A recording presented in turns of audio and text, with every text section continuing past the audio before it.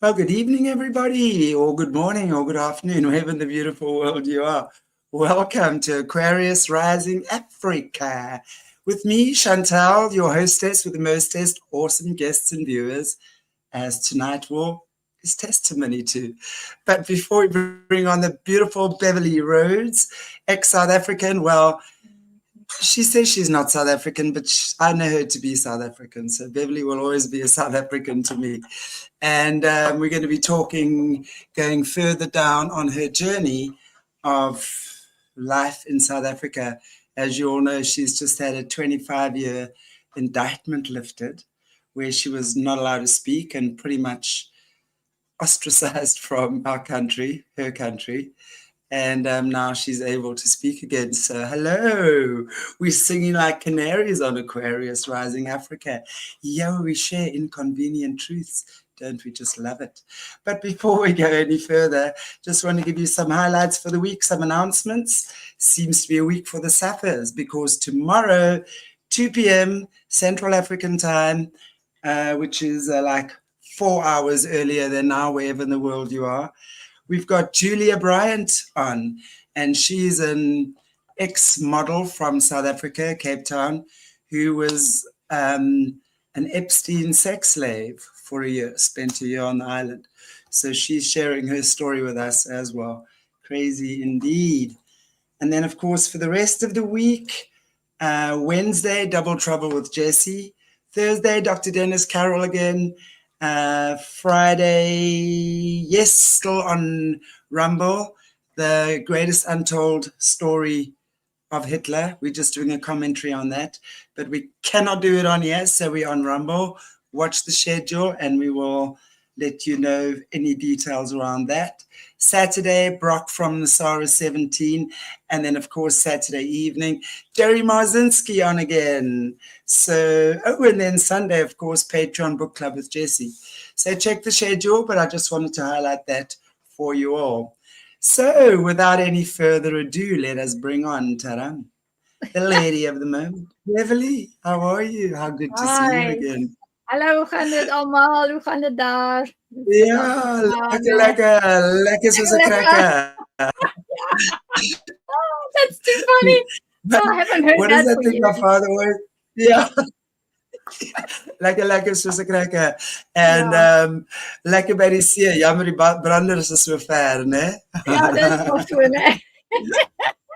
Yeah, there's a few of these funny sayings for everyone in the chat that's thinking, oh my, agony on there. They go again, which is exactly what I just said, but in Afrikaans. But listen, the most beautiful thing about speaking Afrikaans to someone, and that's what I keep saying to people, is that Afrikaans is a language. You actually can't translate it because you say things that there is no translation for. You have to be a South African to get it. And do you know that the South African accent was voted the second most sexy in the world? Oh, my agony aunt, no. There he is. Oh, the dear. first What was the first one? The Aussies. Can you believe the Aussies beat us? No. Actually, it wasn't the Aussies. It was the Kiwis. It was the Kiwis, and then it was the South Africans, the Sappers, then the Aussies, and then the Irish. The Irish should have been first, I think. The Irish have got the fantastic accent. Yeah. Yeah, you're right about it not being translatable, because there was one saying that I used to, when I lived in Cape Town, that everybody in Cape Town uses it. And they used to say to me, you know, it's in English, it means do not go and scratch in another man's salad. And when you use it in English, you think, huh? But in Afrikaans, it's like krapni. And I'm like, well, you know what? It sounds a lot better in Afrikaans. It does. And it means don't interfere in someone else's business. That's the direct translation. Direct translation just doesn't cut it. It's like, don't scratch in another man's salad. I'm like, no, maybe not. and no, you take met lang tande. Oh, yes. That's your best. No, you take met lang tande. That is not, the direct translation is now I'm eating with long teeth. Okay, and it actually means I'm not hungry anymore. I've had enough. I don't like I'm it. full. I don't like it. And it's very fitting for me because I've got very, very long incisors that look like, you know, vampire fangs. So that was a great one for me to say, yeah, no, long tongue. That's my long teeth. I'm eating something that I really don't, you know. Oh, like that. Anyway, well, it's wonderful to chat with another South African on the show. That is for sure. And to me, you will always be a South African. You sound exactly like a Safa. There's no way you sound like a Pom. So I refuse to say that you're a Pom. Not a chance. You're a Safa. Okay. Fair enough. So thank you. So and I think all of our Safas here will agree. Anyway, so Beverly, it's such a pleasure to have you on again. And as if any of you guys have missed the show from last week, please, it's on Aquarius Rising Africa. I will link it as well. But last week we were also on solutions, and then I reposted it onto Aquarius Rising Africa again when we went live because we were struck for 2 weeks, right? Normal thing, you know, it's not normal actually, but we're back in action again. And anyway, so it was really wonderful because what we're going to be doing with Beverly's story is she's going to be sharing, we're going to be doing an entire series, which is probably going to take a year and a half at least. So we'll be seeing Beverly for the next 3 years. Right, about all the shenanigans that have been going on here. First time ever. And as I've said to you guys before, Beverly was a prayer answered. I've been sitting on this channel for 5 years speaking to survivors of satanic ritual abuse. South Africans are not speaking. So I've been speaking to a lot of Americans, a lot of Australians, certainly some Europeans as well, but mainly Americans and Australians of the survivors. And the South Africans are shy to speak. They'll speak to me behind the scenes, but they're not comfortable at all speaking. They're still very much under attack, a lot of them as well, that's for sure. True. Anyway, and then our beautiful mutual friend, Danny Henderson, connected us, and I was like, what? Of course I know Beverli Rhodes. What the hell? What do you mean? Do you know Beverly? Of course I know Beverli Rhodes. I remember her well. And of course, we had no idea at the time that Beverly was actually the official psychic for the presidents. But we're going to get there. You know, you just came out and you were applauded, really, and a really good psychic and remote viewer, and helped the police with a lot of missing children's cases and stuff like that. But we're going to get to all of those details as we go along.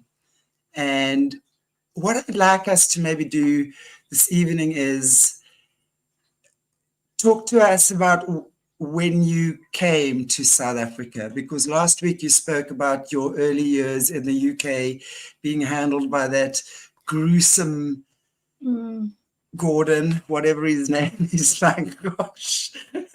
Like, I mean, Patrick Daniel. His name was Patrick Daniel. Yeah, that was him. Referred to as the diamond of a man. If you knew what he was really doing, you wouldn't be calling him a diamond. Wow. Anyway, so those details are on last week's show, but if there's anything you want to share with us about that, of course, you're welcome to do that. So I think we ended off pretty much last week where you were saying, you know, he was really revered for his sadistic nature in being able to handle the dungeon evenings so well, and which of course is the forcing kids into bestiality. Really did that well, and that made him extremely well. He did it so well that they gave him all of South Africa to run. You know, that's how good it was. And he was like right up there. Everybody was bowing and scraping to him, because then they realized this one is the one that gets it. This one is the one who understands what we want to see, how we want to see it, how much detail we want to see. And he was bringing the goods. I mean, he was the one that he knew where to find the children. He knew how to move them around, literally unseen. And he was in all sorts of little pockets here, there, and everywhere. And he was flown out to Cape Town to one of the offices, and he met with all these people, as well as people in the government. And they'd said, well, this is what head office in the UK had said, this is what we're going to do, and this is what we need you to do, which is totally different. So on the one side here, you've got the work for the UK organization, and on this side here, you've got the work for all of those, the underbelly, if you like, of South Africa, as well as the underbelly in the UK. So you have these awful sadistic individuals that have a huge network across both countries, and that's literally just a flight away. And they're easily just, you have a phone call, because in those days, A, we didn't have faxes, and B, no phones that we could, easily transfuse between the two. So there was no such thing as mobiles or even faxes then, because believe it or not, I still remember the very first fax that was ever sent, because I was part of that, which is great. But I mean, that's just how far this goes back. This goes back like over 60 years. So, and he agreed to both sides. So he agreed to the corporate side and he agreed to the other side. And that was why he was given South Africa. Awful. I mean, wow, you're just the right guy for South Africa. The market is ready and ripe for you. I actually want to throw the F up just at the imagination, just like this. Okay, let me not get lost in that. But I mean, I can, as you say, these sadistic pedos who have now seen just the guy they want to send to Africa, South Africa particularly, at that stage as well. Remember, we were just coming out of apartheid. I mean, I remember when you came into the spotlight, early 90s, if I remember correctly. Was that the early 90s that you were? Yeah, early 1990. And it's interesting because, of course, Mandela was released at around about the same time as well, right? So there was a lot of activity going on. So when did you actually then come to South Africa? When did you and this... Well, the idiot, he signed his documents and did all sorts of stuff and agreed, they made him agree, from what I understand. Obviously, it was only from him telling me, these are the figures and these are the values that I need to achieve. And he used to regularly say to me, do you have any idea how much money you're sitting on? That there, in other words, my bottom was worth X amount of money. And he said, I need another 10 or 15 or 20 or 50 or 100 of you at that value to make the figures. These figures is what the UK needs me to provide.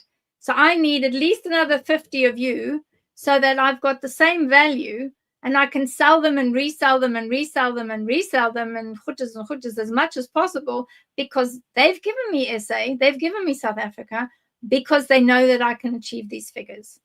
And he was quite upfront about it. Remember, I meant nothing to any of them. People often accuse me and say, well, you know what, Rhodesy, you don't know anything about family because you never had a family. You were never valued by a family. You never were anything in a family structure. So that's why you've always been stokstien alleen, in other words, completely alone.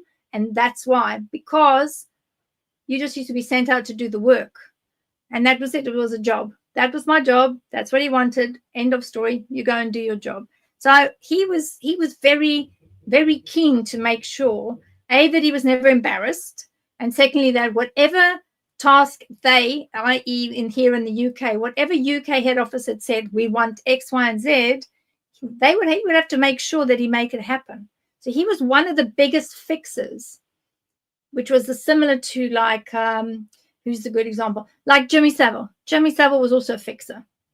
So he wasn't a finder, he was a fixer. So you have fixers and then you have finders. So you have the finders underneath there, and then underneath that you have the spotters. So you have those that go out in those days, that go out with cameras and they take pictures of children in parks, children walking with a nanny, like in South Africa, and nanny's taking them out to go shopping, or they're taking them to go just walk around, or whatever the case is, or take pictures of the nannies with the children over the walls and over the gates, so they can see which children are where, what's the hair color, what's the skin color, what's the eye color. And then they would also take pictures of the nannies. They'd also take pictures of the gardener, the nanny, the houseboy. Pardon me, that was a phrase that was used in those days. I'm not using it disrespectfully, but that's what they used to call people that used to work, servants that used to work in the houses. They used to be called either maids or houseboys. If it was a young man, like we had a young man in the house, and we had all the usual maids and servants and gardeners and pool men and all that nonsense, but he was the houseboy. So that was, at the time, that was the phrase we used. So I don't mean it disrespectfully. And this is what he would do. He would then say, right, I want you to photograph there. Go to Constantia Kloof, or go to Bloberg Strand, or go to Hout Bay, big pickings in Hout Bay, or go down to Nutsi, out down here near Neisner. We believe there's this type of children. And they would very cleverly, they would approach the servants, the houseboys, the gardener, the pool man, the cook, and they would approach them and say, we know you're fed up with working in that house. We know you've got an opportunity to, take the children out. We're looking for that particular one, is the one that we're interested in. If you can go for a walk, or if you could go here, or if you could just, go to wherever and make sure that the gate is open, or whatever the case is, we will pay you X amount. And this is what used to happen. Or you can tell us when they're going to go out and where they're going. If they're going to a place, for instance, down to the beach, and are you going to be at the beach with the kiddies? And if you're at the beach with the kiddies, when the parents tootle off to go and have a drink or go and do whatever they want to do, we will approach you on the beach, and we just need a couple of hours with that child. That's it. And this is how all of this works over there. So you would have children that would go missing on the beach. The staff would get into a whole heap of trouble, but miraculously, 2 hours later or less, the child would be found.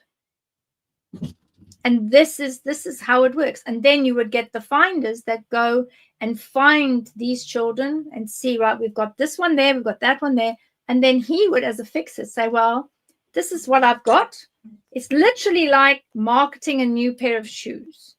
I've got, blonde, curly hair, little boy, green eyes, or I've got a blonde, curly haired, blue eyes, or I've got a beautiful Cape Townian type of person. The mother is white, and the husband is this particular nation, is a Zulu or Xhosa or Sotho or South Sotho, or any of those, or any of the mixtures, the hybrid children. Hybrid children were very, very, very popular, extremely popular. The only child when you say a hybrid child, are you talking about mixed race children? Mixed race children, yeah, they never refer to them as mixed race. They refer to them as hybrid, because they've got the two sets of genes. They've got the white Caucasian genes, and they've also got the different type of black races and the different types of tribes. So where you've got Shangani, and you've got Xhosa and Zulu, Sotho, South Sotho, and all of the other different types of races. And then the others as well, that were some of them that were like related directly back to the Mandindani, like the Shanganis, and others that were, say, up at the Chimanimani Mountains, for instance. Highly valuable children. So if there was somebody that wanted that particular type of child that was directly related back to the Mandindani, so the first settlers from the stars, the Mandindani, the people from the stars that came down in Africa and created that race, the Mandindani, and there are some races of the African folk that are related directly to them, which they know. So the order would come in with a fat wad of cash. go and find me one of them. So this is what they would do. The fixers would say, that's what I want. This is what the order is. These are the dates. This is when I need to get this child here by. And then he'd send them out. And you'd get these knocks on the door, 10, 11, 12 o'clock at night saying, here we go, boss. This is what I found. And you'd get given these photographs. And he would then take the photographs and send them to wherever and say, right, this is what we've got. Which ones are the ones you want us to take? And this is how it carried on for years and years and years and years, right up until that last case where those children disappeared. Where those little girls disappeared and they were never found. That's one of the cases I worked on, and I knew it when I saw Kat van Rooyen. Yeah. Are you talking about Kat van Rooyen? Yeah. Kat, yeah. So what I want to just ask you said earlier on, it's like they would take the child, whatever, and then miraculously 2 hours later, the child would be back. What would they do with the child during that time, and why would they return it? Would that be just to see, or would they come back for it again? How did that work? It depends on the child. If it was one of what they call opportunistic, where someone was coming into the country, they wanted a particular child just to have their way with, or whatever, then that would be one of those, the 2-hour kids. But if it was somebody that wanted a particular child for sadistic activities, then usually you wouldn't get the child back. And if you did, you'd get the child back in pieces, if you were lucky, if you were lucky. Or you'd find the remains either on the beach or on Bird Island, or you'd find the child, in one of the quarries, or you'd find the child in one of the townships. I remember these stories so well, man, all these missing kids going and understanding. So are you saying that they would actually literally kidnap a child from a house for 2 hours, rape this child, and then give it back? Yeah. That's the most simple one. That's at the bottom of the bottom. That's that's the cheapest that you could buy. If you had more money, you could get lots of different things. The most expensive, obviously, is the eye color, the DNA, and the structure that they're looking for, as well as, particularly if it's a girl, must be before the age of 13 or before the age of 11, before the moon cycle comes in. Because once the moon cycle comes in, that energetically throughout the body, that changes. It changes the body, it changes the energy, not as powerful with the substances that they were trying to draw off and the substances that they were trying to release. It's not as strong. The boys are not as difficult because they mature late. So you have a bit longer with them. You could probably get up until about, maybe if you're lucky, 13, 14 sort of ish. You could. The girls were the most difficult because obviously you stand at risk of pregnancy once the monthlies have started, the menstruation has started. You have to be very careful. So you try to make sure that you take them before the age of 11, and you make sure that whatever you're going to do, you get it done before age of 11. And if you're going to be doing grooming or training them, you make sure you do that for both sexes, boys and girls. You make sure that is done before the age of 8. This is insane, just the way that they've done that, how they've taken, who are the people taking photographs? Is it just normal men, women that would approach the nannies and the gardeners? Because that's obviously the help. I would imagine that, were they using African people to do that, to lure the other African people? So it was now that's exactly the whole thing, when there was this absolute freak out about the African nannies. And I remember there was a whole big thing on using the white kids as muti at that time.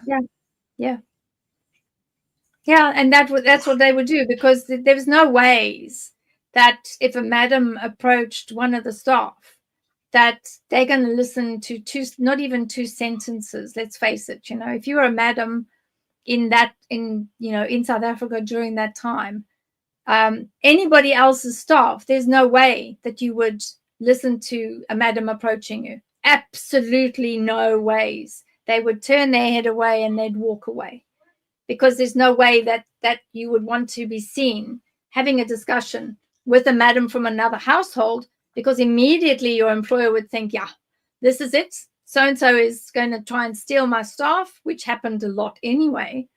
And there would be this whole argument about, well, why are you approaching my members of staff? Are you asking them to come and join you and giving them a better job? And this used to happen anyway. But what they used to do is they used to approach somebody from a household, and they would say, can you, i.e. your member of staff, like the houseboy that we had, he used to be the one that used to be sent out by Peter to say, that house there, that's where I want you to drop you off at the corner of the street and say, that's the house, that's the target. I want you to go in and go around the back to the servants' entrance, or press the button and go around to the servants' quarters. And I want you to go and talk to that person that works in that house, that's her name, and say, this is the offer we've got. Give him a wad of cash and say, this is what it's worth to her. She'll get the other half when she delivers. And this was very common. And in creches, I remember that in creches too. Creches are a different story. Creches, nursery schools. Some of the creches and nursery schools had actually power rooms, which were built off the side of the area where the kids used to sleep on the floor. So they used to have their little crash mats, and they used to have to put their mats down and, go to sleep. And a lot of the kiddies, you'd have all the teachers on the side watching, and they'd be asleep with their little heads down and their little bums in the air. And, you'd have to make sure that you watch every single one of those children that are in your charge, lest something happens to them. Because directly opposite this big area where all the mats were, where the children used to go to sleep, opposite that was one of those rooms. And the rooms were built specifically for sadistic activities. So a lot of children had already come to a rather sticky end, depending on which creche or depending on which nursery school they'd gone to. And from that, if they'd already been going into that room and sitting with the uncle and being touched and feel, etc., that means that the fixer would know that creche has got 4 of this, 2 of that. Creches, nursery schools and people that were running creches and nursery schools from their homes, which is why they stopped that, is all of that would be feeding into the fixers. It's a big business. You have no idea how big that business is. If I told you some of the figures and some of the money that used to change hands, it is just absolutely scary. We're talking about people that could go out, which is what he did. He took 1 week's worth, 1 week's worth of cash, and he went to his diamond merchant and he bought 3 2-carat diamonds. 3 2-carat diamonds. 2 of them were given to the stepmother, which she wore, and she had the 2 diamonds because he always promised her, if you keep troop still, that's what you'll get. You'll get a new sports car. You'll get this. You'll get that. You'll have the house with the pool. I will build you whatever you want. And he did. He built her an amazing house. He built her everything that she wanted. She had a bespoke garden. She had a huge pool in the shape of a clover leaf in Cullinan Street, which was like one of the biggest, most fanciest houses that you've ever seen in your whole life. And they used to have all these sadistic parties there because he could use it and have all of the dignitaries over. It had these huge gates around the outside. It had the driveway that went around the side all the way around to the back, and it had all the garages there. And they would all just park up, and you'd have your attendants, and then they'd have these floating things on the pool. And it was in like an L shape, and the pool was there, and everything was gated, everything had security on it. It was really, it was organized, what I call now organized crime. I mean, he was like the lord of the manor, and he used to have everybody just coming to him in streams, and they knew if you wanted something fixed or found or done, that's who you go to. So he was very well thought of.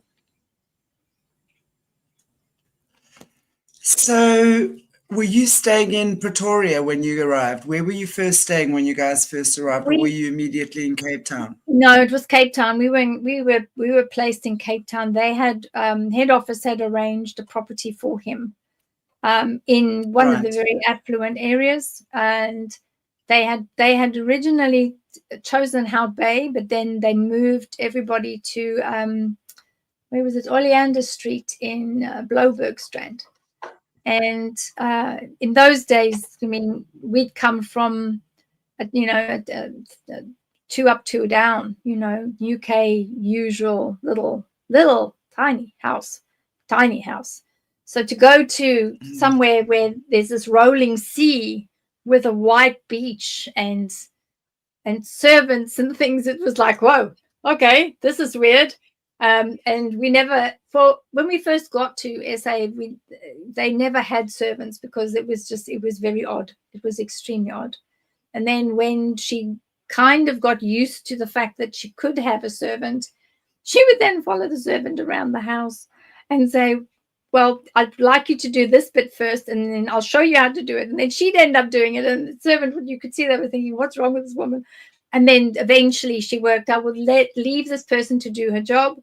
And she didn't like ironing too much. So we used to have somebody that just did the ironing because that was her, she hated that job.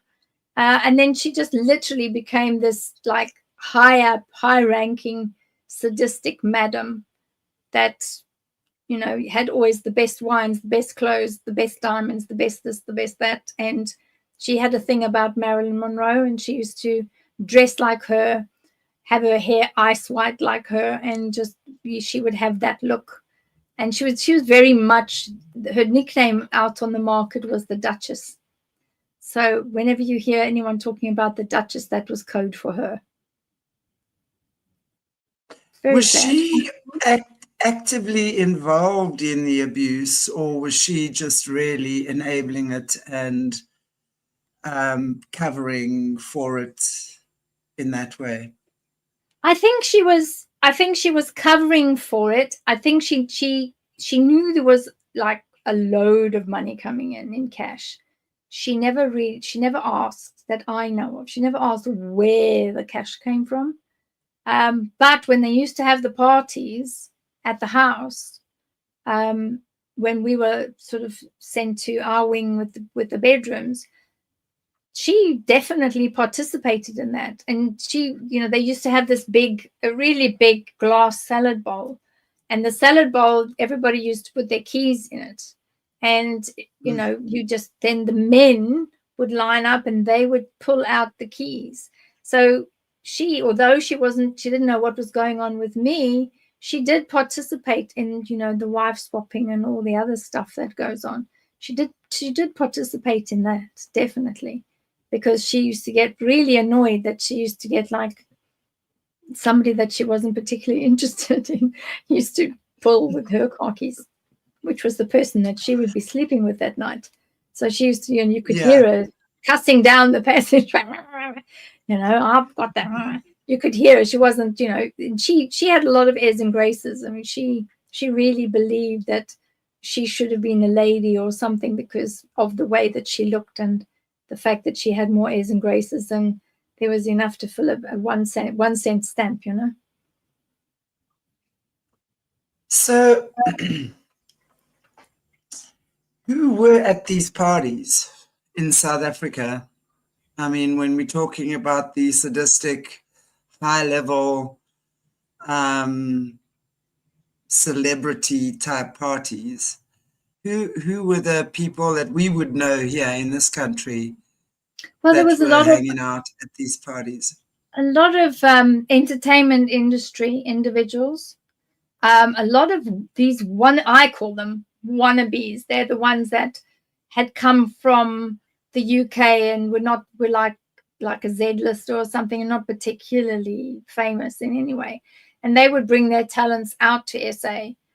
They would be told, this is the person you meet with. Make sure you get to those parties because, Peter's got all the right people there. He can introduce you to them, and he will make sure that, he introduces you back to SABC and to this one and that one. That's all in the right places. So he had not only radio station people, but he had TV station people, which was, it was quite new at that time. So the people that were out there were people that were sent from other countries that had the expertise, and they would then come and train whoever was working here, which meant that if you had a reasonably successful singing career or an acting career or a script writer or a producer or director or something like that, either UK or Brussels or Germany or Holland or any of the other countries, or even Australia and New Zealand, if you were doing really well, and America too, if you had some sort of a portfolio that you could say, well,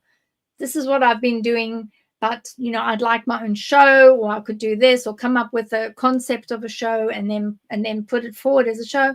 All these people were mingling and participating in, if we use the Diddy scenario, the similar that's why Right. when I saw that, I thought, okay, he's got white parties. Yep, I know all about them because I used to see them happening in the house, because that's what it was. It was, have a look. If you like that one, make a deal, cast a deal, and decide on your fee, decide what you're going to do, and off you go. Bob's your uncle.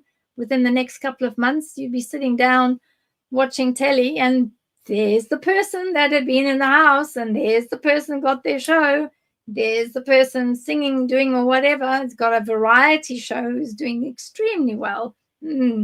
Yeah, now we know where all that was put to bed, literally. So can you tell us who some of these people are? I don't know who's alive and who's dead, actually. So I think those that are no longer with us, I could probably talk about, but I'm going to have to research and see whether they're still alive, because if I mention them and they're still alive, we know what's going to happen. They're going to slap a suit on me so fast that my head will spin.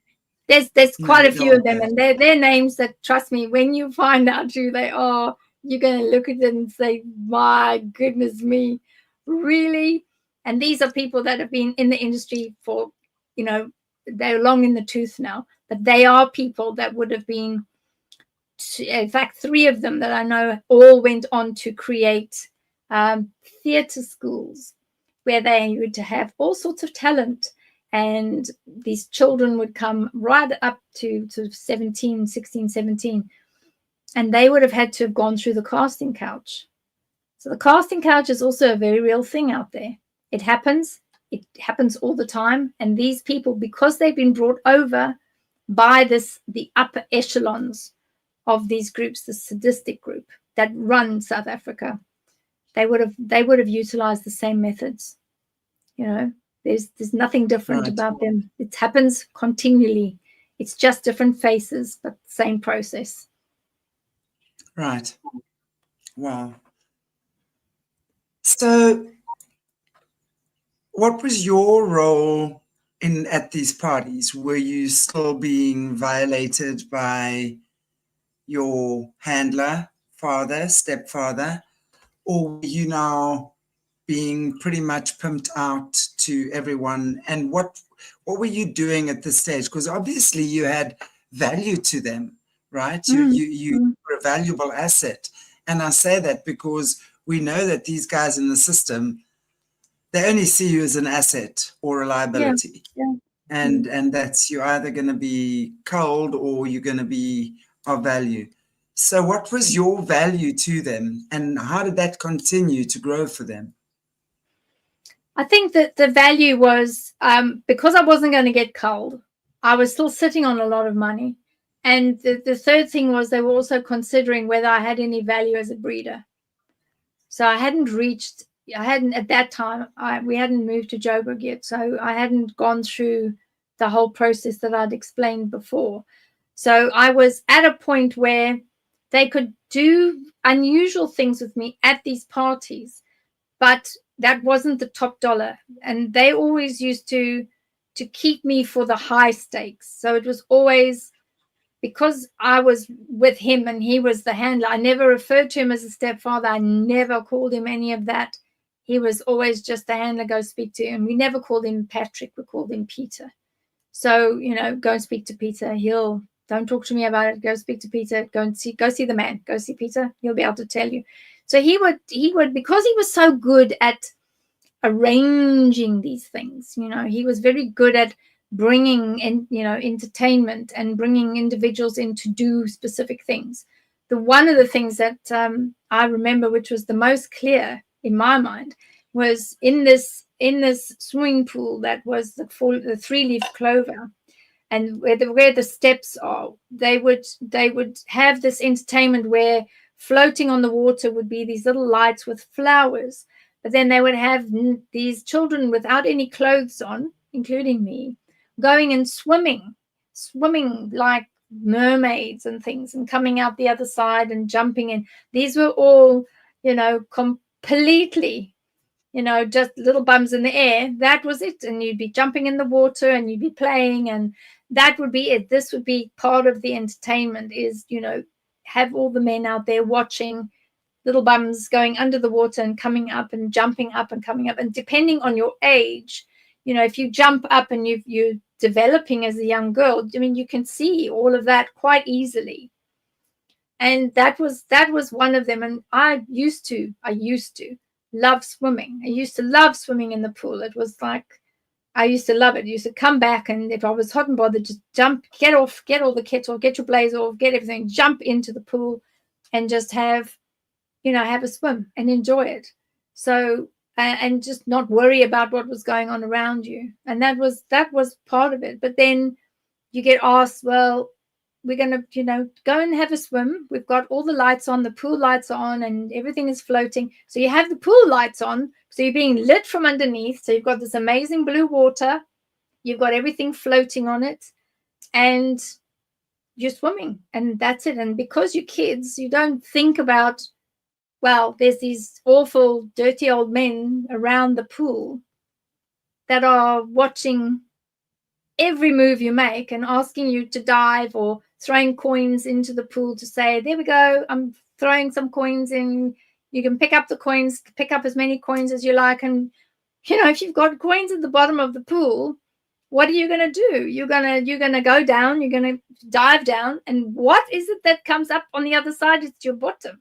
So you're going down and you're picking up the coins and coming back up. So we had these little pots that they'd given us to say, there we go. You're going to play fishy, and you're going to go and you're going to dive for coins. And that's because, they're watching and they can see the goods, the assets. They can see, what do they want? What is the size? What is the size of the Duchess? What is the size of whatever? What do these kids look like? How white are they? How brown are they? How light brown are they? How very dark brown are they? How extremely black are they? Which one is it that they want? And this group of kids, we were just swimming. And, you're diving for coins. That's it. And then after that, that's when the fun starts, when the party gets later, and when the dignitaries stay, and then the normal people leave, and all the cars start pulling out, and then you just wait for the job. And that's the way it goes. That's how they roll.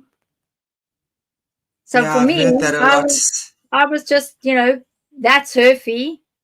If you want her, that's what you pay. End of story. Were there any, were your handlers ever saying to them what they can't do? Were there certain kids that you were allowed to do certain things with? Yeah, there were. I think, unfortunately, the boys, they really had a tough time, because, it's not natural for a young lad to accept a male member. There's a passage where things should only come out of and should not go into. It's something that I always say. It's like, hell yeah. I'm trying not to be too graphic. And if this is graphic, this is like a graphic trigger warning, because, this could get a little bit feisty. But yeah, and the boys, obviously, they ended up having very difficult tummies after that, because, when you've had something going up where something should only come out of, and once semen has been discharged into that back passage, you do end up getting, it's like an instant enema, trust me. So, the boys used to be vomiting, that they used to be in pain. So with these, I mean, with these the kids that they've now taken the photographs of, they've done what the spot is, and so this would be kidnapped kids that they're It would be using. This is kidnapped already, kids, but also they would have drank the Kool-Aid. So they would have had, we used to get well, it's called Kool-Aid. Yeah, it is. It's called Kool-Aid. It's the one with the little red face on the packet. And they used to mix whatever substance of the time, they would mix it in with the Kool-Aid. So when they used to tear the packet open, they used to put everything into the Kool-Aid, and you'd get these big jugs on the side, and you'd have these sort of tables and things with all the cups. And obviously the adult's not going to drink Kool-Aid when there's wine and beer and shots and whiskey and brandy and whatever else they wanted was always there. It was open bar. And so the kids used to know the Kool-Aid was for us. And I used to drink it realizing that I feel a bit puchard afterwards and think, oh, that's a bit not nice, a bit sour. So I kind of realized, actually, the sour one, stay away from it. Give it a wide berth because there's something else in there. But the other kids who were younger than me didn't realize that the Kool-Aid was the thing that made them a bit, and they would go and have their drinks and then swim. And you'd be a bit strange in the water because it was lovely and cool, and you'd be diving for your coins and things. But that was just to make everybody compliant, and that you would be a bit fuzzy, but you could still more or less manage. You could still dive for coins, and you could still play, and you could still do whatever you were doing. But if when the time came for you to go and do your job, you wouldn't fight back. You wouldn't go and bite someone's willy and give them an instant circumcision.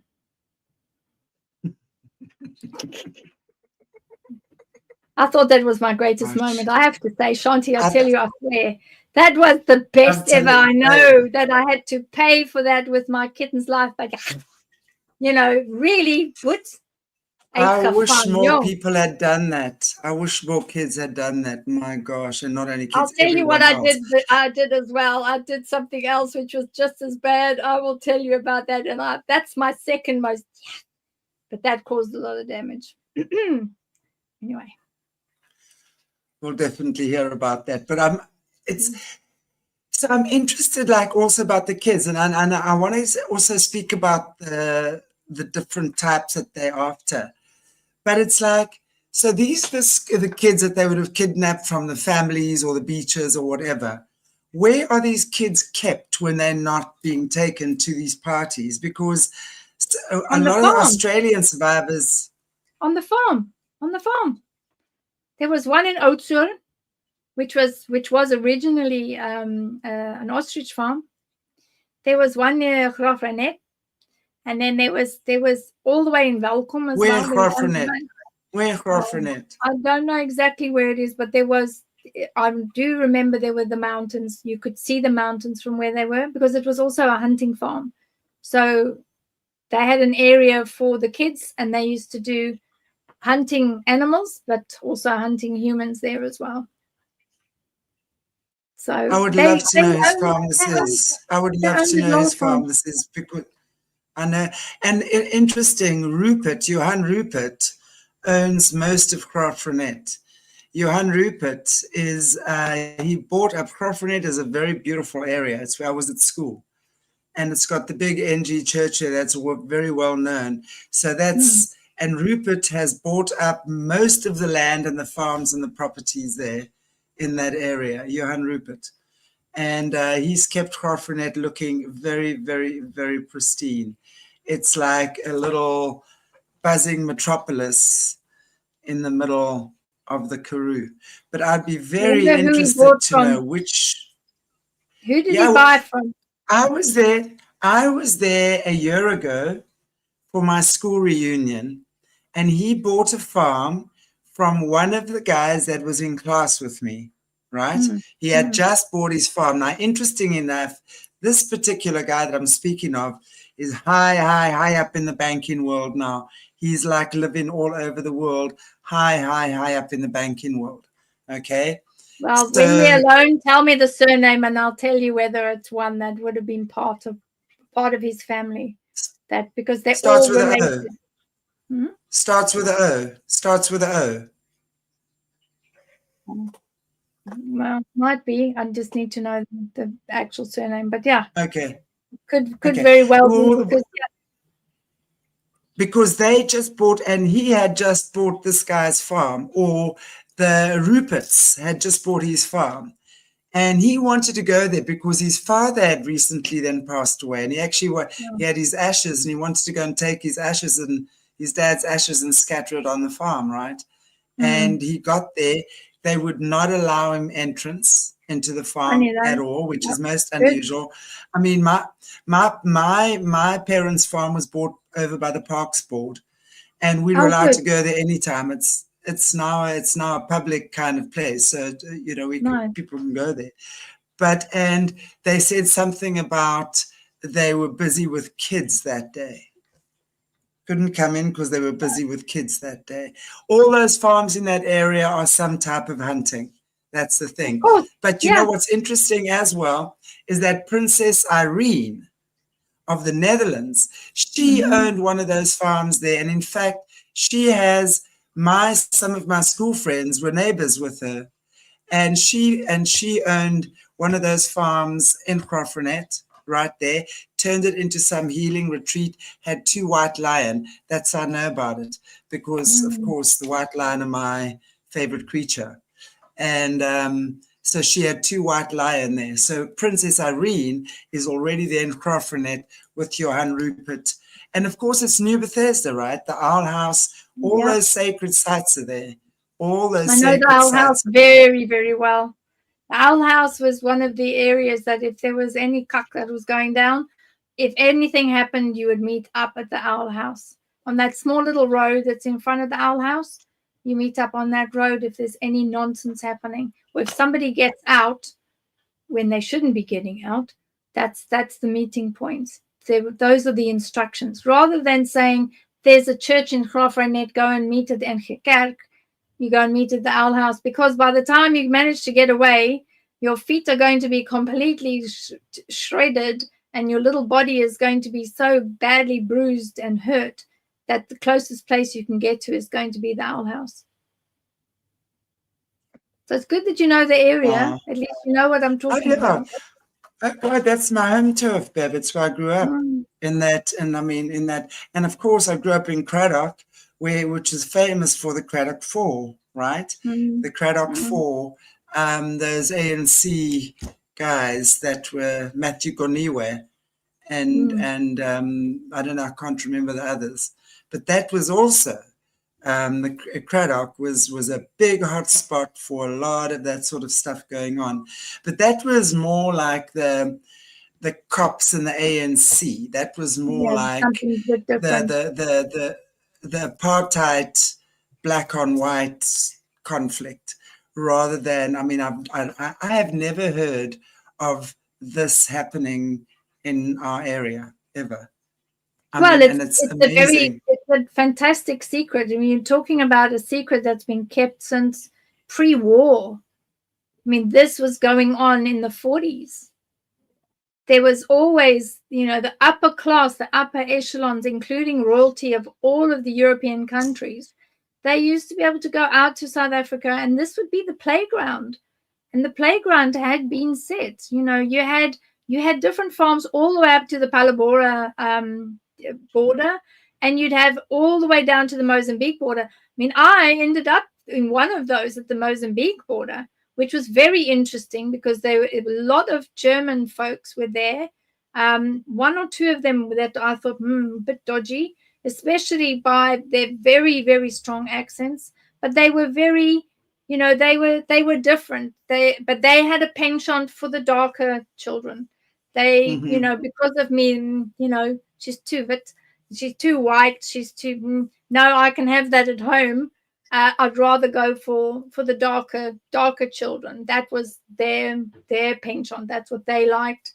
So, you know, I had a pretty good job there. I didn't have to do much because I was too close to what they could get in their own home country.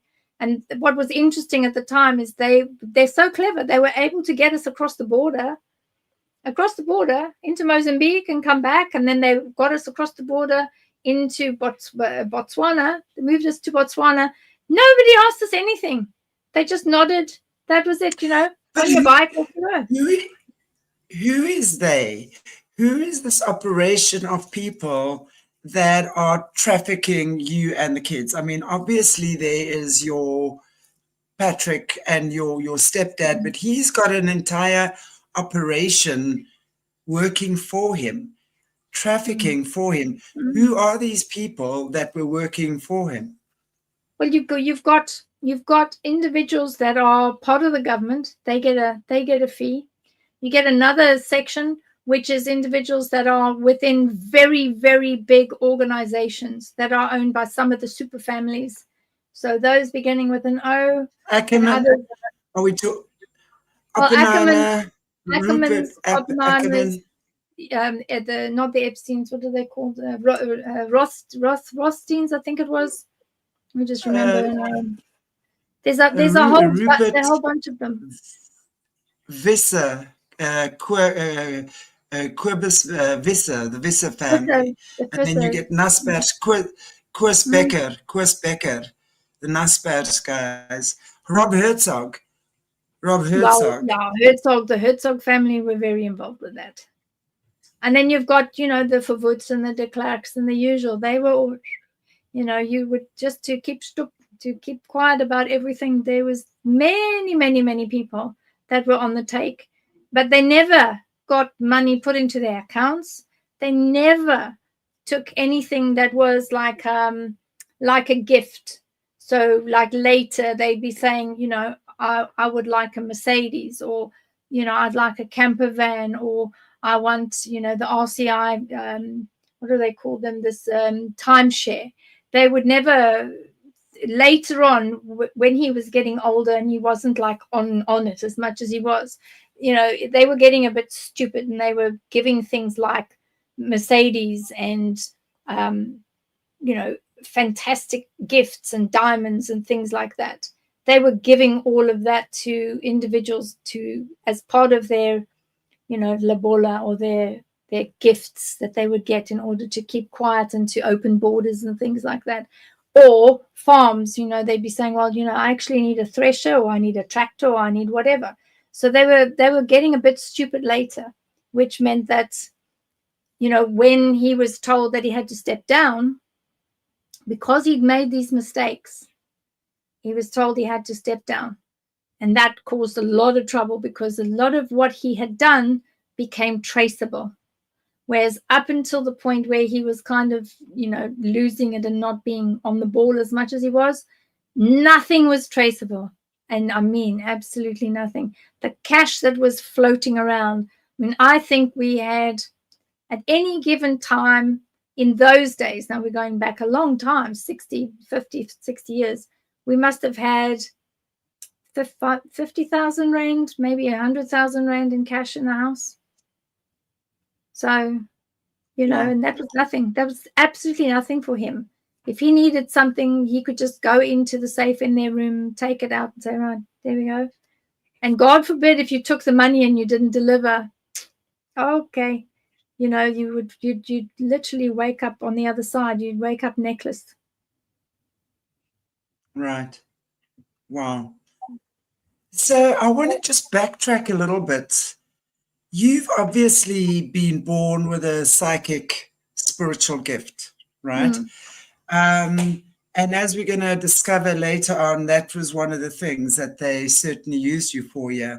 But I would just like to maybe backtrack with that a bit as well. At what point did your handler discover that you were gifted? And were they using you and trafficking you for that gift in particular, as well, your ability? And maybe just tell us a little bit about the gift you were born with. Okay. So I think that he became very aware of what my capabilities were by the age of 4. And that was because he was working for another company at the time, and there was a different company in the UK that was trying to steal him. And this person, this male person, had come to the house and was at the dinner table, and I'd come out of the kitchen and I'd looked at him and I didn't like him at all. And I started babbling, which I do often anyway. And I was saying, don't like him, don't like him. And of course, you know, usual, sit down at the table, shut up, you know, be a good girl. You know, if I had £5 for every time they said that, I'd be a millionaire by now. And he was really trying to get Peter to join him in this company. He was trying to steal him from the company that he was working for. And I was getting more and more and more and more irate about this person. And the more I'm getting irate, the more that they're getting annoyed with me because I won't shut up. And I was just really not happy. And I kept pushing myself back, pushing myself off the seat. And I was like, oh, I want to get away from this person. And eventually I turned around to him and I said, no, like that. And as I said no, they said to me, which I didn't feel it, but they said that my eyes had changed and become this funny, greeny, white, yellow colors. And the glass that he was holding was like a whiskey glass with a really heavy bottom. The glass of whiskey just exploded. And this guy turned around and Wow. he looked at me and thought, what on earth is that girl? So this young girl, that's it. And then they got really embarrassed and said, right, the usual, you know, go to bed without supper. Yeah, okay, fine. You know, so what? Go. And then the next day he said to me, why did you do that? Why? And I just said, no, I don't like him. Don't like. And I was mumbling, you know, no. All I could say was no. Anyway, he didn't realize until later that it was part of the psychokinetics and part of that psychokinetic energy where I can co-locate myself and push myself out of my body and go into an area, see something, return literally within minutes. And I'd seen this man taking things and putting it into a bag and then running. And I didn't know, because I was only young, I didn't realize that that was something to do with the crime and that it was that man that was undertaking that crime. And this was the problem. So Peter had sort of realized this, you know, for her, for Beverly, for me to have reacted so badly to this man, there must be more to it than meets the eye. Anyway, he said, no, you know, I'm going to stay with the company that I'm at. There's a possibility I'll get a promotion. Needless to say, he said, okay, I'm going to stay where I am. Literally within a couple of months later, the person that this chap had employed, which would have been Peter's job, was actually the fall guy for a huge embezzlement, fraud, you know, white-collar crime, hooters. And that would have been the job that Peter would have gone into. That is what I'd seen. But because I was still so little, all I could say is no, and really make a scene, which I did, which put him off. You should have said, yes. He should have done that fall guy job. He should have taken, he bloody should have taken that job for the fall guy. Yeah, I should have, but I didn't. But then he realized very soon, he thought, okay, this one's a bit weird. I mean, they always knew I was weird anyway, but this was like confirming that I was weird. And then they started realizing that how could they induce this activity? How could they push this out of me? How could they get me to do this? How could they get the eye color change to a point where my energies were so strong that it would go and it would completely and utterly shatter glass? How? And this was then what eventually started unreeling, and it became one of those things where they would try to do things that were so horrendous to me that I would then be able to get this energy that I have that would defend myself, so that they could utilize then extracting either the energy or extracting some of the liquid of the energy.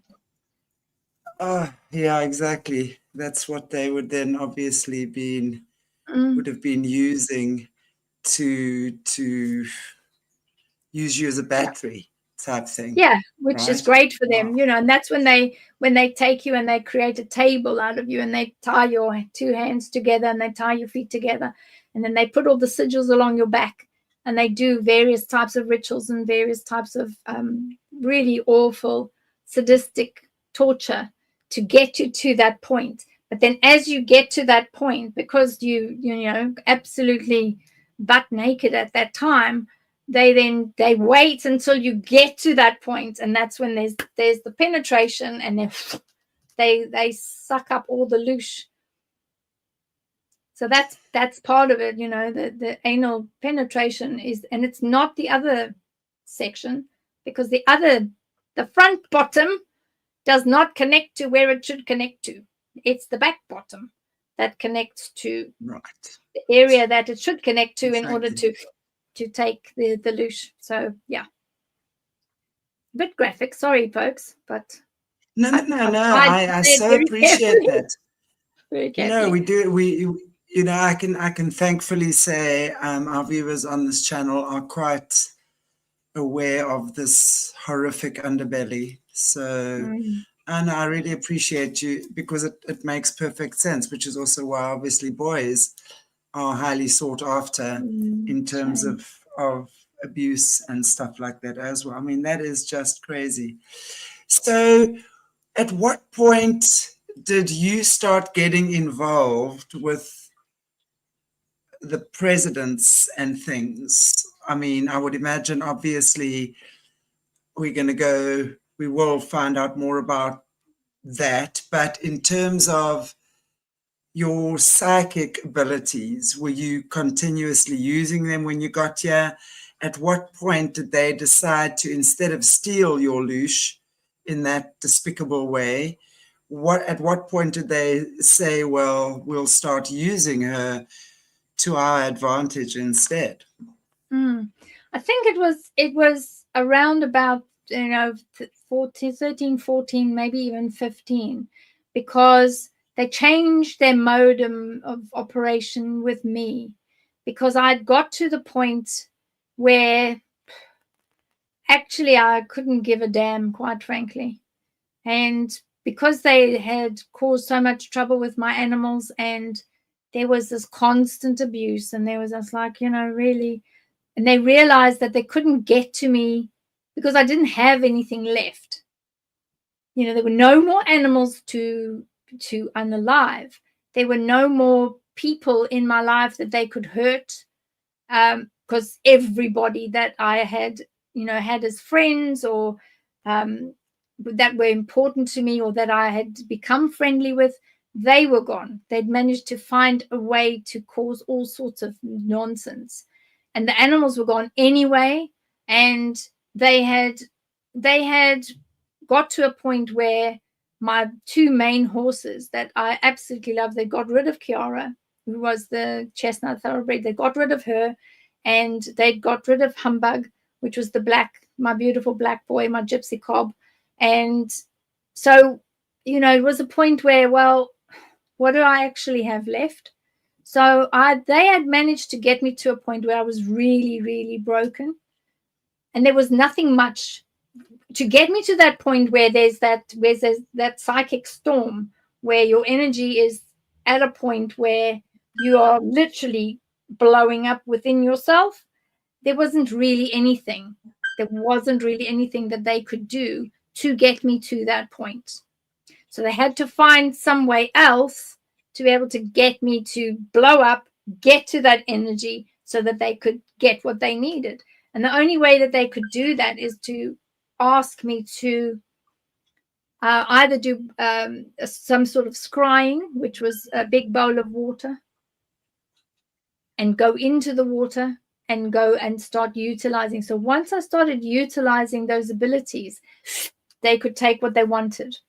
And that was the only way they could do it, because at that point I was at such a low where I thought, you know what, if I check out of this planet, that's also fine. You know, don't really care too much. That's okay. There's nothing. When you've lost absolutely everything, and I mean everything, your self-respect, your bodily functions, control over yourself, control over your bodily functions, control over your moon cycles every month, control over everything. When you've lost everything, you don't even have control over When are you going to eat? How are you going to eat? When are you going to go to the toilet? If you're allowed to go to the toilet, when you've lost absolutely everything, then you get to that point where that's fine. You know, just get on with it. You know, take me out of my misery, you know, get rid of it. That's fine. And honestly, every day I used to live every day and just think, wow, what's the date today? Is today the day? Is the day today? Is the day today that I'm not going to be here anymore? Is this when it ends for me? Please God, this is when it ends for me.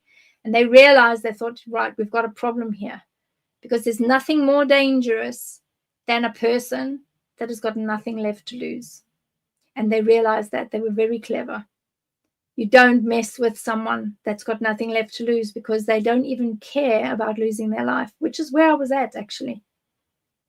And that's when they started with all the sadistic side, but also saying, well, if you do this and if you do that, and if you look in this water and you tell us what you see, you know, then that one over there will be spared, one of the kids, or that one there will be spared, and, you know, we'll allow that one to go home. So they would find different ways, because I was Peter's person that was part of his little clan that he was, you know, master of, if you like. They would find another way to get me to continue.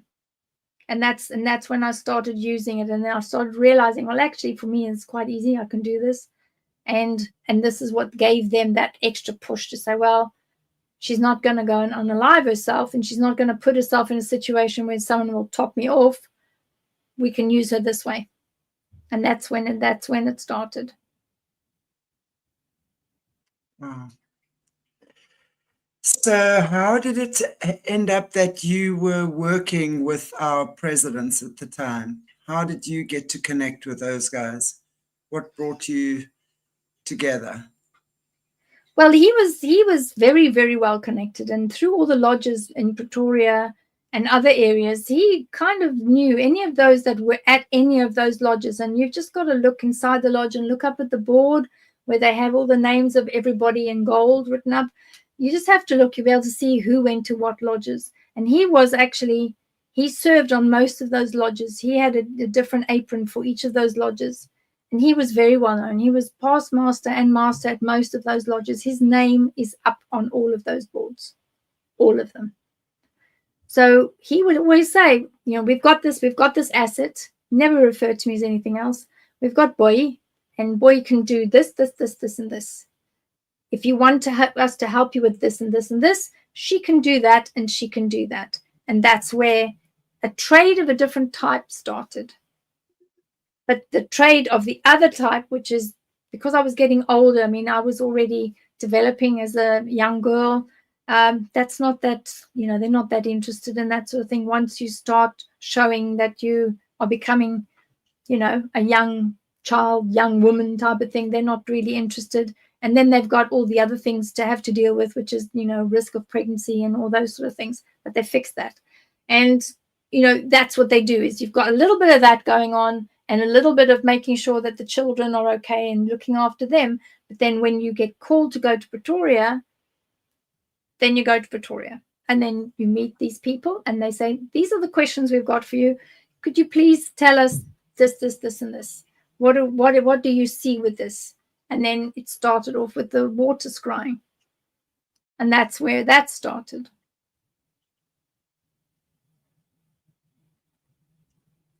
So it's a different way. So were these for like,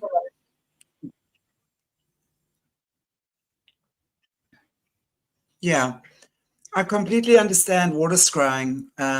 It's amazing to be able to do that. I mean, it truly is a gift, and it's amazing that they were able to turn that beautiful gift into and use it for such nefarious purposes. So obviously your name must have gotten around then.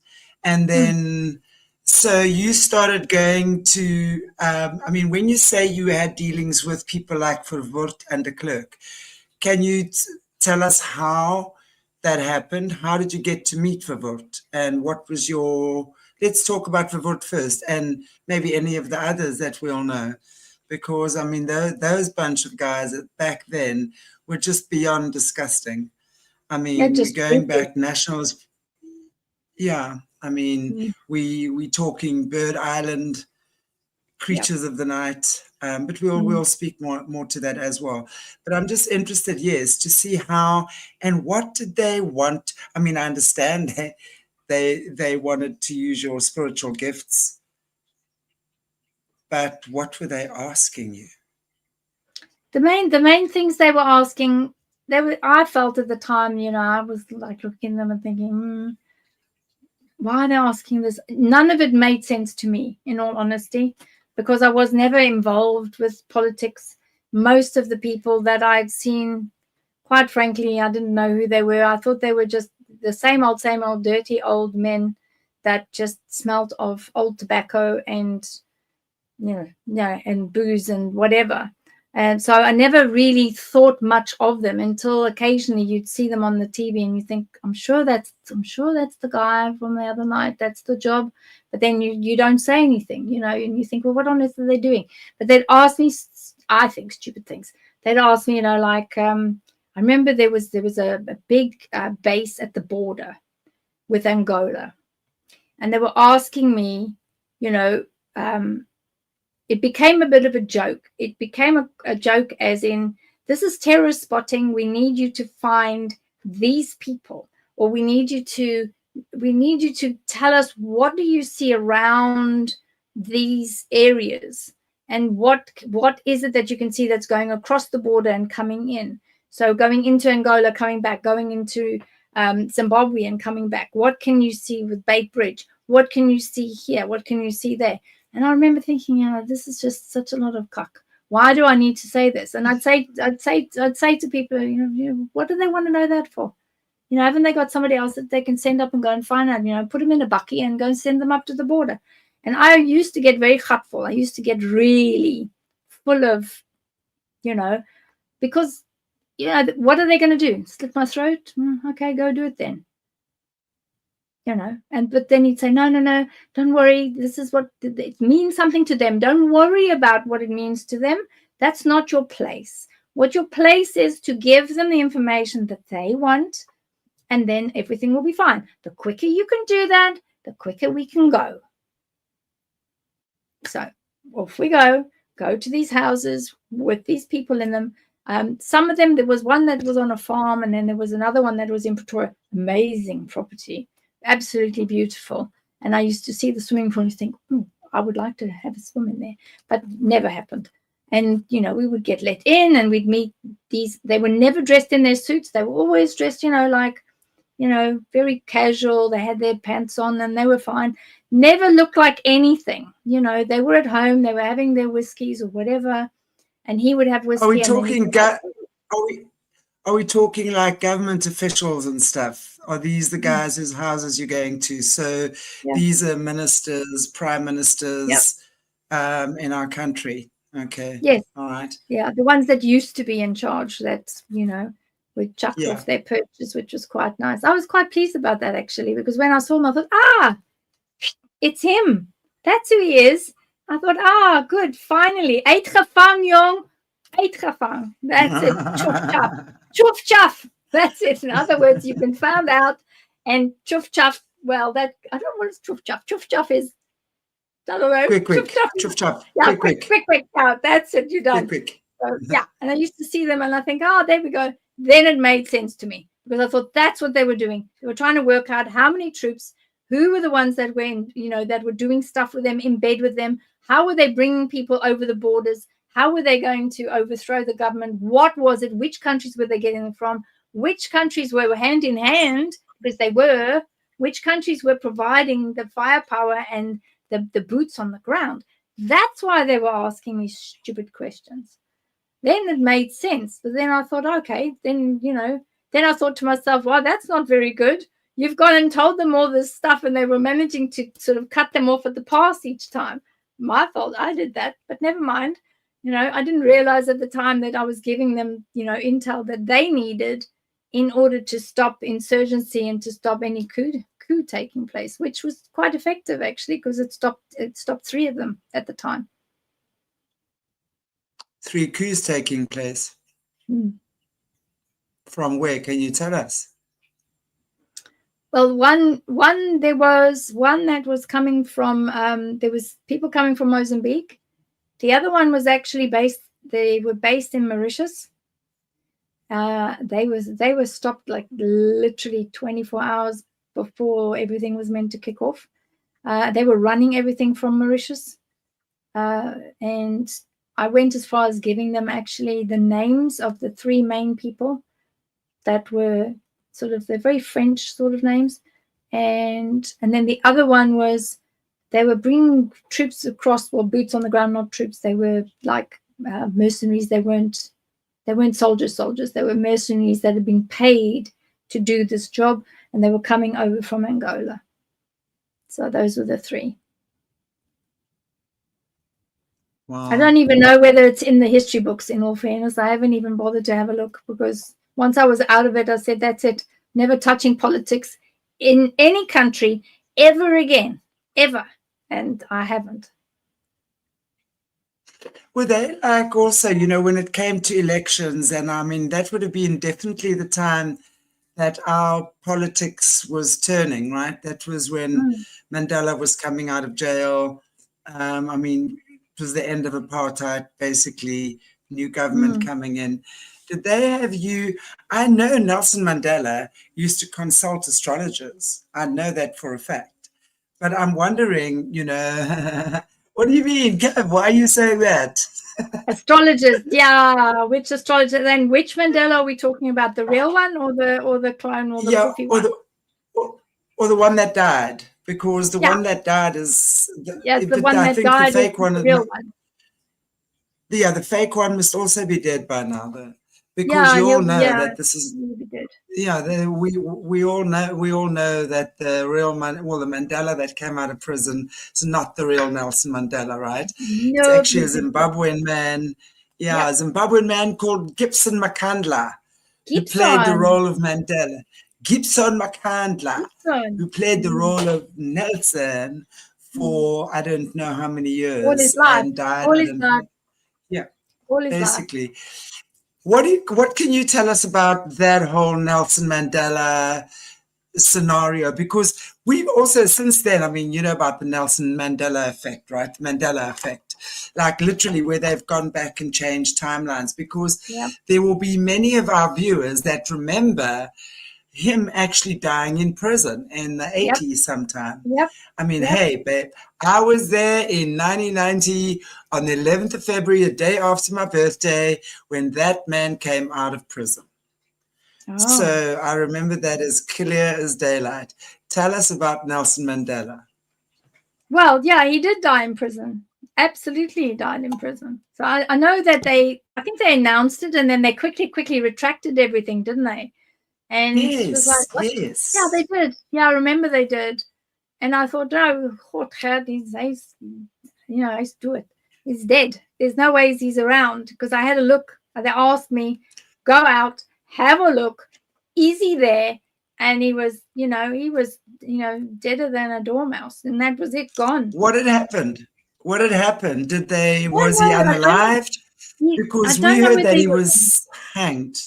He hanged himself. I don't know whether he was unalived. All I saw when I went out and had a look is I saw that he was already a goner. He was already gone, which is why they already had, the ones that I'd been doing the work for, they had already had about 4 different possible new Mandelas, the stand-ins, that would do whatever it was that was necessary. They had about 4 of them on the go. So it was very easy for them to say, because they said to me, is he definitely gone? Because the only way that they could confirm that is by phone. And they hadn't had the phone call yet to say that he's gone. And at the time, it was a case of ask her, Fradi Sinner asked the seer, is he gone? And then I had a look and I said, yeah, there's nothing in him. That's it. Spirit's gone. It's departed. That's that. He's finished. And then that's when they realized, okay, we better send. But before they did that, a lot of that information had already got out. So yes, they did change the timeline. Wild. And no one knows. I mean, we don't know how it happened. So there I could probably no go and talk have. about that. I could What's your take probably on have that? a look. Do you think that he was I personally think the way that I saw his remains and how he looked at the time, he definitely was well fed. Let's face it. He wasn't, he had his own chef anyway. But I think he was unalived by a group of individuals that realized that they needed to take on the government and put them in their place. And I think that's what happened. Because I think there were those that were, because they did ask me at one time, I'm just trying to remember, they did ask me at one time to go up to Pretoria. And they asked me to cover my face to about there. And they lined up everybody. And they said, the sinner is coming. And she will say, because they had a mole, they had somebody that was telling things. And they said, we've got the sinner, she's coming. And she will tell us which one or two or three of you are leaking information. So how I used to do it in those days, obviously now it's totally different, but how I used to do it in those days, I had a bowl which was made out of crystal, and I used to put in seawater because the salt and the energies from the sea encapsulates all the energy very easy. And I used to take that water and say specific things over the water, and then we used to hand the water down the line. And each person had to step forward in the line, and they had to hold the crystal bowl with the water in it. And then I would ask them, I command you to tell me the truth. Have you been the one that has been selling secrets, or have you been the one that's been talking and you shouldn't be talking? And I know people won't believe this, but I don't care. Then the water in the bowl would start trembling and make waves.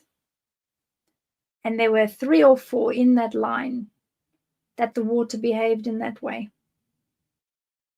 And the key words are, I command you. Because the universal law says, and still to this day, if you are commanded by someone to reveal anything specific, commanded by the Christ consciousness or commanded by a source, truth, a great creator, to give the truth and reveal yourself or reveal what you need to, that's it. Yeah, that has to it has to be truth. That's the thing. Yeah. If it's not truth, you're going to put yourself into a very unpleasant little pickle. You're gonna all your own karma is gonna come up then as well. But absolutely, yes, exactly. But it's very interesting that's how they would actually use you as well in that way to have lie detector. Yeah, personal lie detector. And that became another piece of work with him. I ended up doing all sorts of work like that all over SA because, it had results, and these people at that level, they all talk to each other. I mean, there was a very big wine farm vineyard in Cape Town that had a lot of very valuable gold coins that were stolen. And I used the same method amongst all their staff, exactly the same method, to discover who it was that had stolen stuff. So that was very effective, extremely effective. Well, you'd probably find it a lot more effective. That owner of the wine farm with the gold coins had stolen those gold coins too from whoever. So he himself should have. He himself should have been holding those gold coins, because in fact, probably the African people who they were accusing of stealing it, right? I would imagine if it was there, had more right to those gold coins than what he did, actually, if you think about it. Yeah.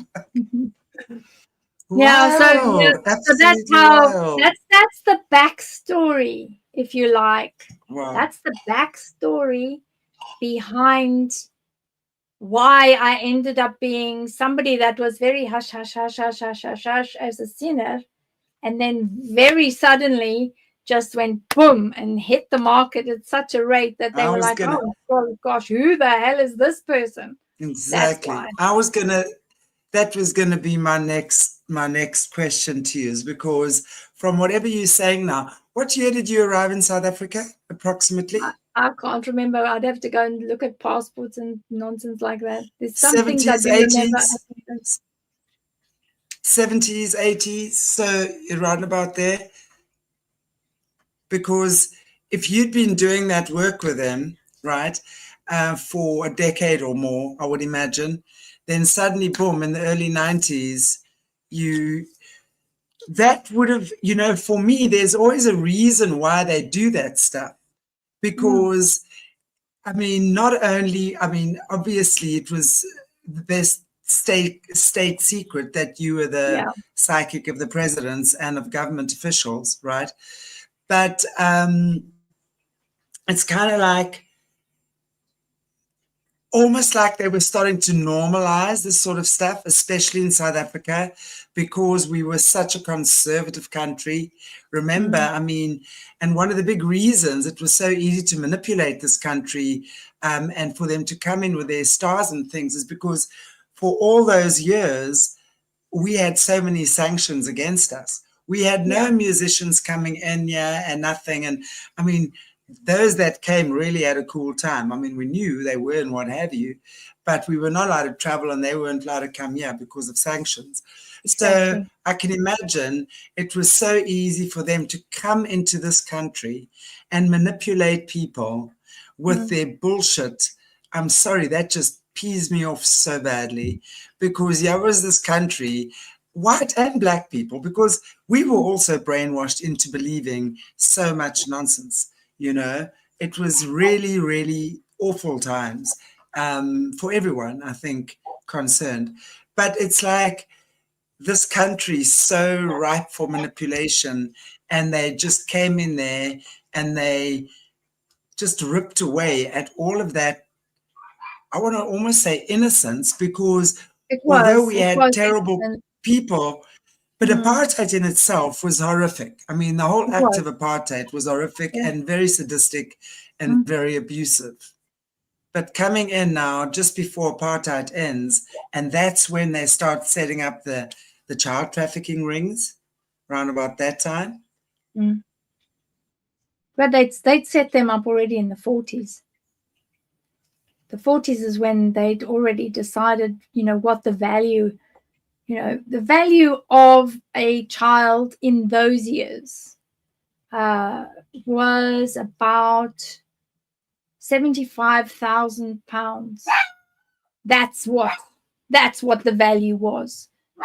So any children that were moved or sent across to the UK, they were saying that the overall value, this is, i.e. not a breeder, this is somebody that was one that was going to, say, work their asses off, and that's where the term comes from, work their asses off, that's it, 75 grand. So if you start projecting, 100 kids, that's a lot of money, mainly boys. But then when you bring another layer into it, you've got the girls working their asses off. But then they're also when they get to the point where they're not, the job isn't happening that much, you either are a cleaner or you're a breeder. Those are the only two options, or you're culled. Depends on your value. But your minimum value for a child is £75,000. That's what you are worth on the open market. So you're basically saying they only set up these rings in the 40s. Yeah. So that's actually quite recent. That's really, wow, that's actually quite recent compared to the rest of the world, the evil that's been going on there. Yeah, but we're talking about what Peter was doing. Peter's predecessors were from the 40s. I think looking at what they were doing before that was not as international as it could have been, because of the trade links, the planes, the ships, because you'd have to go by ship, which takes a long time. It's very difficult for them. So I believe to transport and move children, in a very large ship, unless it becomes a cargo ship, all of those sort of operational issues, if you like, were very difficult. In the 40s, it started opening up because of, airplanes and different types of transport between countries. And that's when the value started to move up. So post-war, you're looking at a child's value of about 75,000. And the funniest thing was, I never, after all this happened, I never started questioning it. I was just very happy to get out and away from them. And, you know, unfortunately for me, I threatened them and said, I will unalive you. If you come for me, you're going down with me. And that's how I managed to get away. And I ran for my life, and I managed to get away. But when I started looking into things, I thought, well, you know, I was told that was the worth. And I thought, well, where am I going to find, you know, how much is a person worth? And you won't believe it, but in the UK, they actually have a value on the life of an individual. And when I started researching this, exactly those figures were there. So it started with 75,000. And if you look at each British person here is worth X amount. Who knew that? And I didn't know that it was possible, but I managed to find traces of proof of the stuff that Peter was saying, that this is what the value is. And when I was looking at in his office, when he had his, like, all his spreadsheets, all manual in those days. I mean, it wasn't Excel spreadsheet and things like that. And he'd worked it all out, and all the kids that he had and whichever farms they were at, and they all had code names and things like that. And he would say, right, we've got X amount of those, we've got 10 of those there, so that's 750K. There's so many of those there, there's another 750K. There's those there which are the higher value ones, which are worth more. And, you know, by the time you start going down and you see at the bottom the value of the structure of the organization in South Africa was, in those years, was absolutely huge. In the late 60s, early 70s, what he inherited was significant. It was, you know, £1 million organization. And that's just the secondary side. That's without the hunts, that's without selling, you know, moving them from place to place and moving them across state lines and moving them to Botswana and then flying them out of Botswana, or moving them up to Southwest Africa and moving them from Windhoek and sending them to Germany. That's without all of that. That's without that. That's just literally bums on seats, you know, where you work your ass off, literally. Yeah, so when you hear that term again, you know where it comes from. When you work your ass off, that document was millions already. That's without everything else. So when you started adding everything else up, it was £1 billion organization, and £1 billion worth of not just assets, but cash money.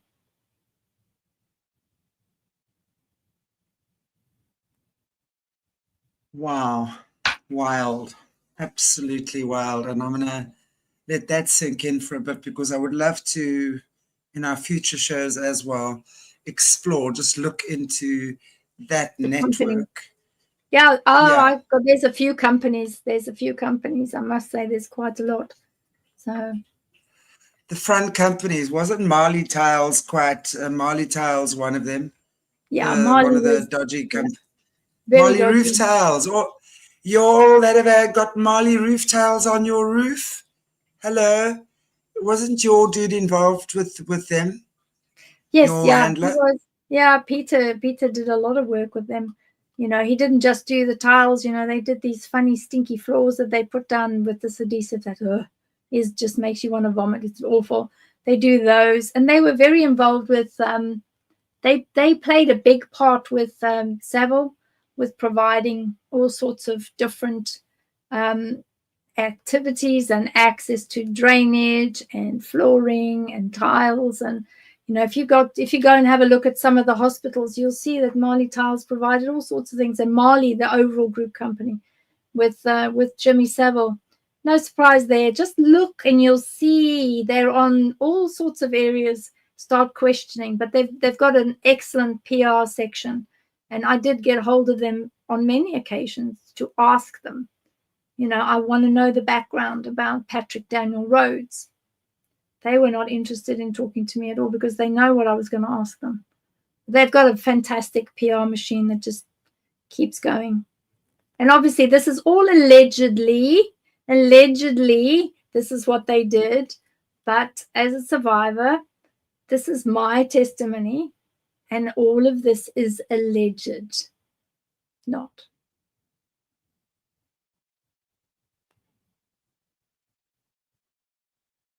So you all that have Marley roof tiles on your roofs and Marley flooring in your house, guess what the hell you all been supporting? Crikey. I mean, I'm not saying you all, me too, no doubt. Who knows what roof tile?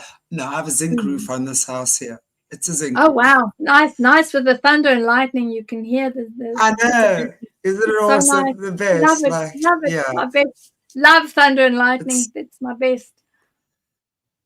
Wow. Gosh, Beverly, I mean, I know, you know, I've been sitting here for 5 years nearly, probably 3 or 4 or 5 times a week. And I never, ever get used to hearing the horror stories. But of course, this is very close to home as well. I've known, obviously, for the longest time of the atrocities going on here. Lots that I'm not allowed to talk about. Of course. You know, as I said, it's with people behind the scenes. But thank you so much for speaking out and for sharing your story. And I know, look, there's always, speaking about these things is always very risky. We know that. We know that for sure.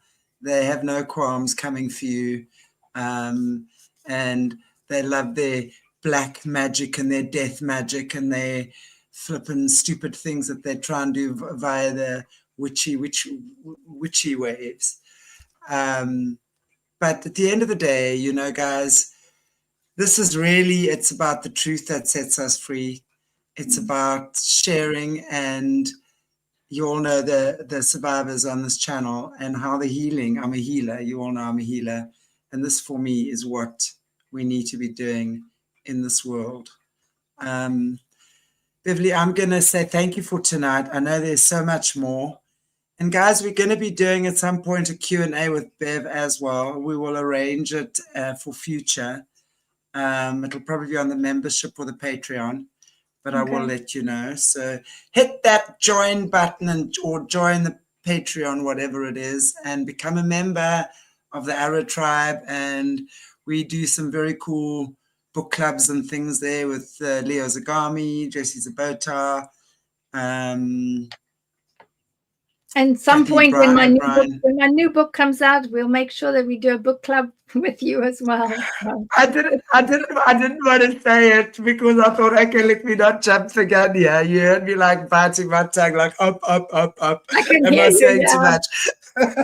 No, it's fine. The book is doing really well, and my editor's actually in the chat, which is good. So shout out to Selma, and shout out to my daughter who's in the chat, Shannon, who's very brave. I did say to, you know, Hoho, don't go coming in this chat. There are things about your mom that you seriously don't want to know. And she said, Mom, I want to know. I want to know. I don't want to go around with my ears closed anymore. So very brave of her to be in the chat and listening to all this. And wow, Shannon. She'll have questions afterwards, which is fine. I'll answer them. But I'm sure there'll be all sorts of emotions coming up for her and you, no doubt, because I cannot imagine what it must be like for my mom to tell me that stuff like that happened to her. It would break my heart into a gazillion pieces. And I'm sure that hearing these stories always is hurtful, brings up those old things. But I'm so grateful, Beverly, that you are talking to us. Thank you. You know, it's like I was saying last week as well, those years when I first, it's like there was something about you. And I always thought about you, like over the years, like every now and again, I wondered where you were. I really did. Like, and yeah, you are on my show. Yeah. Yay! Yeah. Got thrown out the country. That's what happened. You know, this is the problem. You know too much. Get out. Sing your get out. You're so my kind of girl with a rebel heart. We love the rebel hearts, don't we? You're such a rebel heart. I love it. Gotta be a rebel till the end. Yeah, we will get on to all sorts of shows in the future, guys. But we're just going to take it step by step, stage by stage at this point, because it really then gives us a foundation of how, Beverly's story, and obviously her path and her journey in South Africa, and the horrific stuff that we know has been going on here. We've been talking about the Bird Island boys and Gert van Rooyen. We're going to be talking about Gert. Creepy, creepy. Yeah. Oh gosh. Yeah, but wait till you find out who it was that had a lot to do with that, because I only found out much later who it was. And I thought, my goodness. Yes, my take on that. It was not Gert and Joey, whatever. They might have, I mean, how do you commit suicide by having a gunshot in the back of your head? Hello? Okay. I mean, that's how supposedly she committed suicide. I think the Spinnacorp, the Spinnacorp is a spider. There's the Spinnacorp that was this big government underground disgusting criminal network where they were trafficking everything from drugs to ivory to rhino horn to gold to diamond. Pik Botha, I say Pik Botha was involved. Pik Botha was involved with that. Yes or no? Is Pik dead yet? Is Pik dead yet? I don't know, and I need to find out before I open my trap. Can anyone tell me if Pik Botha is alive or dead, please? Yeah. Any South African in the chat? Does anyone know? Lordy Lord. Yeah, because no, I will get. Never mind that I'm outside the country. I'll be tucked in. I say Pik Botha. I say all Magnus Milan, all of the Magnus Milan. My baby daddy, my father's. I mean, my son's father, my ex. He was up very far north with these secret military bases that weren't even on the map. There's loads of them. I went to one, but yeah. Yeah. And Magnus Milan, he would tell me about Magnus Milan's visits there and the things they had to do. And these, the recce's, right? But these recce guys that come there and they have these pet baboons that live with them. I mean, insane. Like, that's how crazy they are. They're like, the only friend is his baboon that walks around all over with him. Wild, right? Yeah. That's crazy. But no, there's a lot of that. And I know Magnus Milan, and I'm saying Pik Botha is involved with that. I say Magnus, I say Pik, I say all those presidents were involved with Bird Island and all these dodgy. And with Gert van Rooyen. Come now, it wasn't Gert. I'm saying Gert was the fall guy.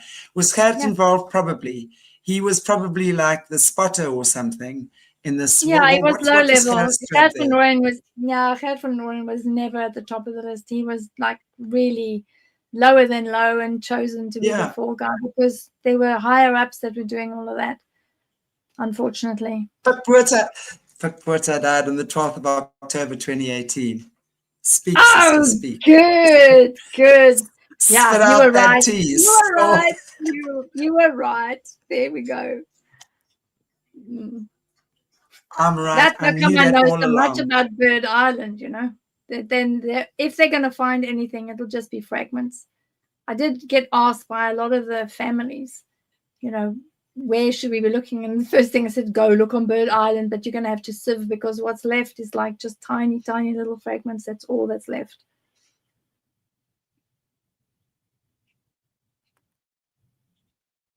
Well, I hope Pik Botha, you know, for his involvement in that dodginess, I hope he's squirming around.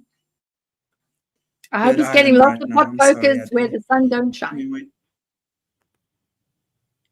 Exactly. So yes, Pik Botha involved in Bird Island and with Gert van Rooyen. You heard it first. It's official. On Aquarius Rising Africa. And no, I have no desire to take my own life. Just so by the way. I will say the same thing. That's why. I mean,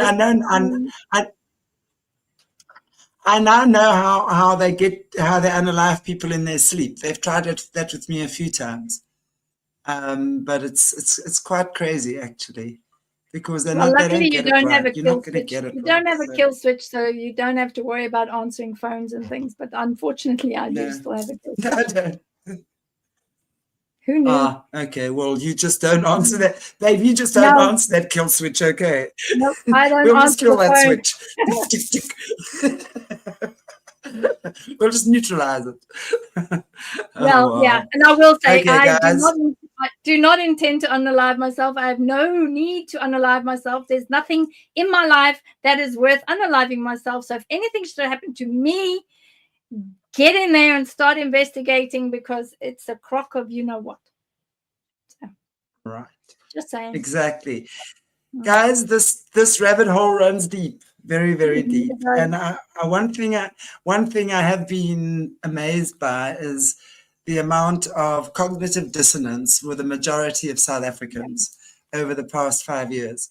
And no, I'm not throwing shade at any of my country men and women at all. But I mean, I have members of my family that have not watched a single one of my shows. And we all awake and I mean, they know what I do, but they don't like to hear it.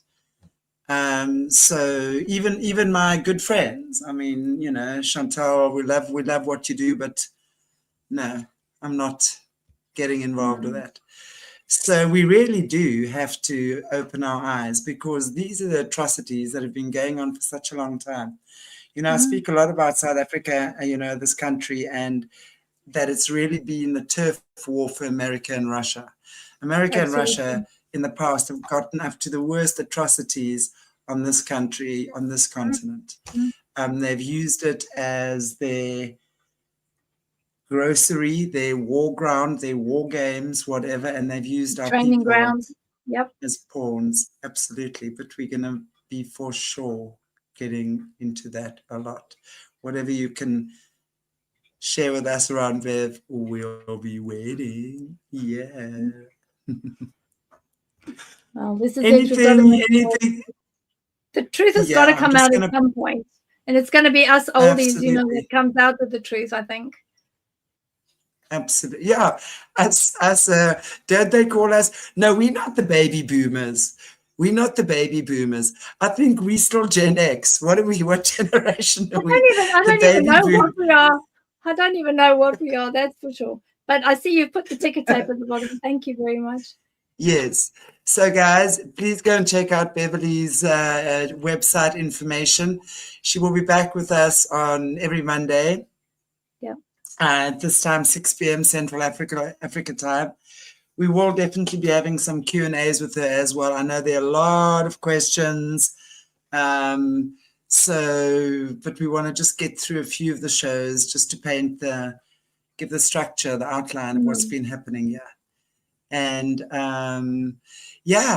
if any of the South Africans haven't watched any of my previous shows, please check out this channel. There's a lot of information on there, people that we speak to. And of course, tomorrow, Juliet Rose, who's the Epstein survivor, kept as an Epstein, South African ex-model, kept on Epstein Island for a year as one of his sex slaves. So, gosh. What's interesting is, you know, that funny globy thing, that little boxy thing with the little hoodie on it, that was very common, because that has tunnels going underneath it. And what used to go on underneath there was exactly the same as what used to happen in South Africa. That was actually designed on the same design that happens on some of the farms. And some of the farms have exactly the same structure. It just looks slightly different. It's not painted with a gold cap on it and things like that. But basically underground, the dungeon and the cages and everything is pretty much the same. So be interested to see if she was ever taken down there for any of the festivities and the parties, because it would be the same story. No doubt we'll be hearing a lot. Cool, everybody. Thank you so much, Beverly. And I so look forward to having you back next week again. Take care, everybody. God bless you all. Okay. Stay safe. Stay vigilant. Keep your eyes open for the kids and for the animals, because as much as what they sacrifice kids, they sacrifice animals as well. So be very aware of your pets, missing cats, missing dogs, missing everything. Rest assured, they look for those. There's actually the satanic calendar as well that's on the internet. I don't know if one of my mods know it offhand. You can actually literally go and look at the satanic calendar and see what dates they celebrate. If any of the mods know that offhand, otherwise I will put it in the comments. Maybe, of the one that Jesse always talks to us about. And you can literally see on what dates they're doing what. So just to keep your eyes open, be vigilant, take care. Stay safe, care out of everyone. these crazy. Yes. Like, stay safe on these spiritual streets out there, man, and just live your life like it's golden. Why? Because it is.